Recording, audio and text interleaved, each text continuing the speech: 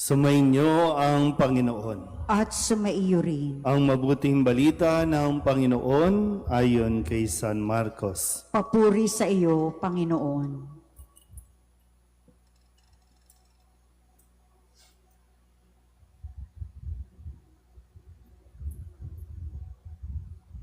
Matapos mapakain ang 5,000 lalaki, agad pinasakay ni Jesus sa bangka ang mga alagad at pinauna sa Betsaida sa kabilang ibayo ng lawa.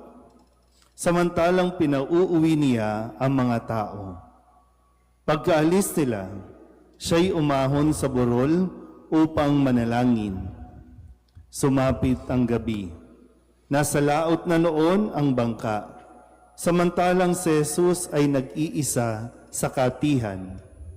Nakita niyang nahihirapan sa pagsagwan ang kanyang mga alagad sapagkat pasalungat sila sa hangin. At nang madaling araw na, sumunod sa kanila si Jesus na naglalakad sa ibabaw ng tubig. Lalampasan niya sana sila, ngunit nakita ng mga alagad na siya'y lumalakad sa ibabaw ng tubig, kaya't napasigaw sila. Ang akala nila'y multo at kinilabutan silang lahat. Ngunit agad niyang sinabi sa kanila, "Huwag kayong matakot, si Jesus ito. Lakasan ninyo ang inyong loob." Sumakay siya sa bangka at tumigil ang hangin. Sila'y lubhang nang gilalas sapagkat hindi nila naunawaan ang nangyari sa tinapay. Hindi pa ito abot ng kanilang isip. Ang mabuting balita ng Panginoon. Pinupuri ka namin, Panginoong Heso Kristo. Isang magandang gabi po sa inyong lahat.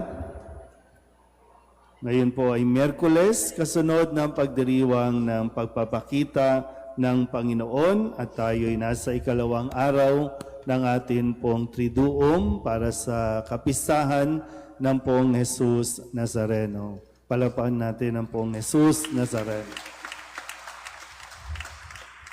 Pagmasdan nyo nga po ulit ang larawan o imahin ng pong Jesus Nazareno, lalong-lalo na po para sa mga deboto o mga nagdidibosyon sa itim na Nazareno, dahil mahalaga po na pinakikinggan nating mabuti at inuunawa ang kanyang mga sinasabi.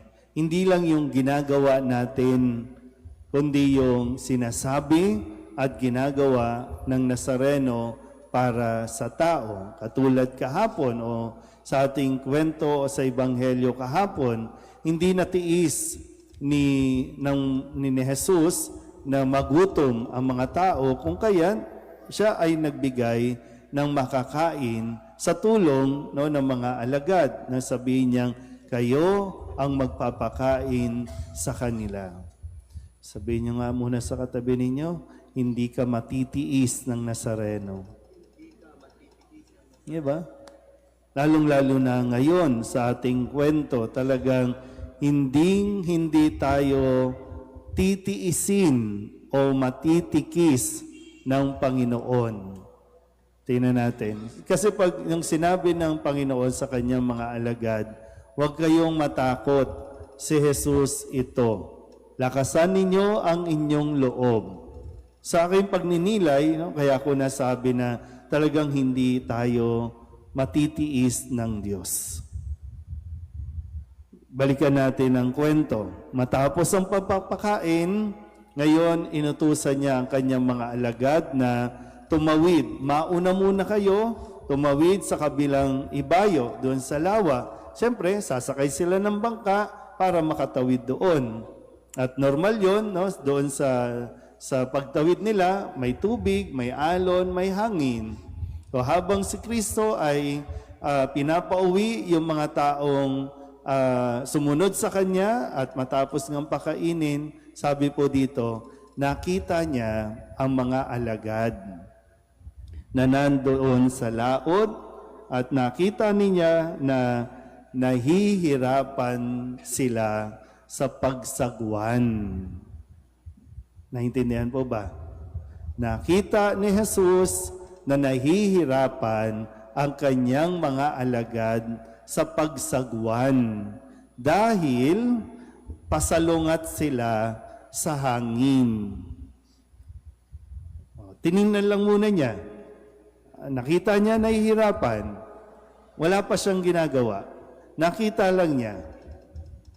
May kapangyarihan naman pala siyang, di ba, pahintuin ang hangin, di ba, palubagin yung alon, pero wala pa siyang ginagawa.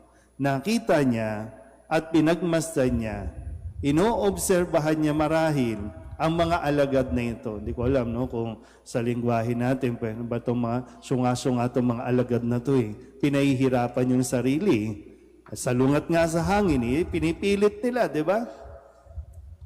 Pero isang bahagi ng pagninilay ko po sa bahaging ito na minsan meron talaga, yung hinahayaan tayo ng Diyos na maranasan natin ang ilang paghihirap ng buhay.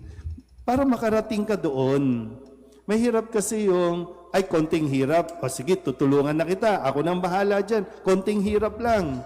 Paano makakarating doon? Sa kabila. Ang goal nila makarating sa kabila. Nakukuha ba?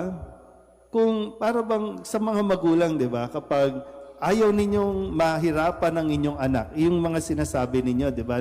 Ayaw ko silang makitang naghihirap. Pero sa kagustuhan ninyong wag silang maghirap, lalo silang nagiging kawawa. Ni magsaing nga, hindi na marunong, di ba? Kasi ayoko silang maghirap. Kasi ikaw naranasan mo na mahirapan, na gumising ng maaga, magsaing, magluto para may pambaong ka sa eskwelahan, maglakad para makarating ka sa eskwelahan. Para sa iyo noon, mahirap yan Kaya yung naging mentality mo, ayaw ko silang mahirapan. Pero nakakatulong ba sa kanila yung ginagawa mo ngayon na halos lahat ikaw na lang kasi ayaw mo ngang maranasan nila yung hirap? Kaya tinan nyo, nag-asawa na, hindi pa marunong ng gawaing bahay. Kaya ngayon namumblema. Kailangan ng katulong. Kailangan ng, yan. Kanino nahulog yung asawa sa katulong? Di ba? Kaya, ulitin ko po, nakita ni Jesus na nahihirapan sa pagsagwan, pero wala pa siyang ginagawa kasi kailangan matuto ang mga alagad. Na sa konting paghihirap, kailangan nilang magsumikap, makatawid doon. Kaya inabot pa ng gabi. Di ba po, sabi dito, gabi na. Kaya si Kristo, naglalakad na sa tubig. Nakukuha po ba? Kasi maganda yung aral na kailangan natin matutunan Naglalakad na sa tubig at ang sabi dito, lalampasan na niya sana. Lalampasan niya na. Pero hindi natiis ni Jesus. Kaya ang sabi niya sa mga alagad, huwag kayong matakot, lakasan ninyo ang inyong loob. Nakuha po ba?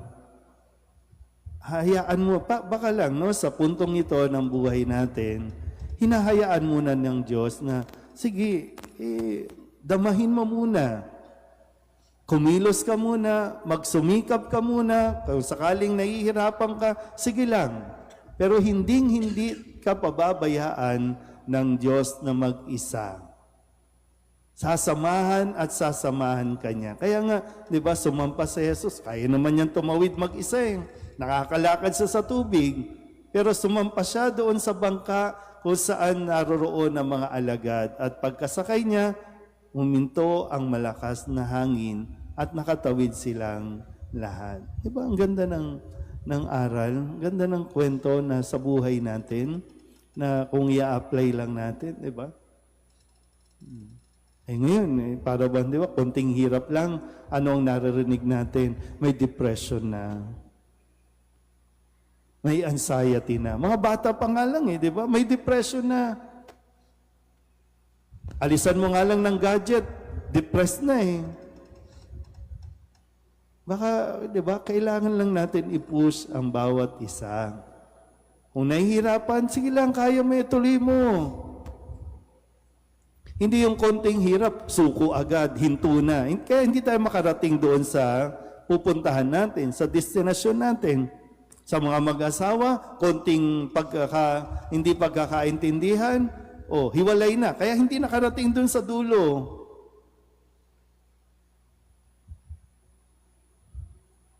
Sa mga estudyante, di ba, bahagi yan, mahihirapan ka, sinasabi nga natin, hindi ko alam kung ang mga estudyante ba ngayon nagsusunog pa ng kilay? Nagagamit pa ba yun? Di ba? Di ba, ganun yung sinasabi sa atin, di ba? Magsusunog ka muna ng kilay. Ibig sabihin, susubsob ka muna.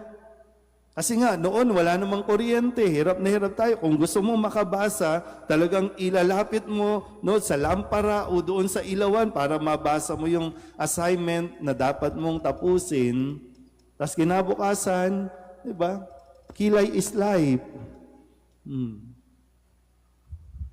Kaya baka lang,